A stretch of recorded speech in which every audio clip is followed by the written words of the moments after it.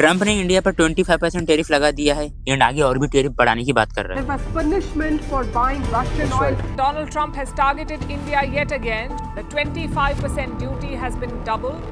So tariffs on Indian goods will now stand at 50%. President Trump. तो tariff लगाने का actual reason है क्या? जबकि ट्रंप और मोदी जी की दोस्ती इतनी अच्छी थी, इवन मोदी जी तो डायरेक्ट डोनाल्ड ट्रंप को इलेक्शन में सपोर्ट किए थे। अब की बार ट्रंप सरकार।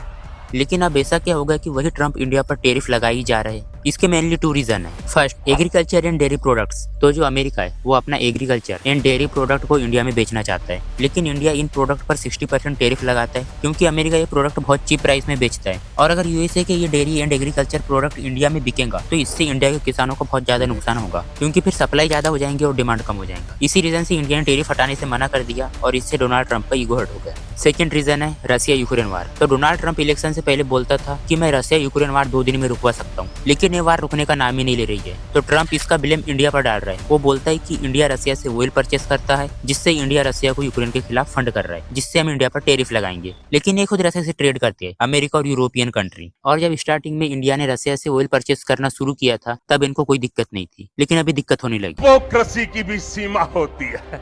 तो इसका थर्ड रीजन यही है कि इंडिया रशिया से सस्ते में ऑयल खरीदता है और फिर यूरोपियन कंट्री को महंगे में बेचकर अच्छा प्रॉफिट कमाता है, जिससे इंडिया की इकोनॉमी बूस्ट होती है। और आपको तो पता है कि यूएसए किसी को भी आगे बढ़ने देना नहीं चाहता।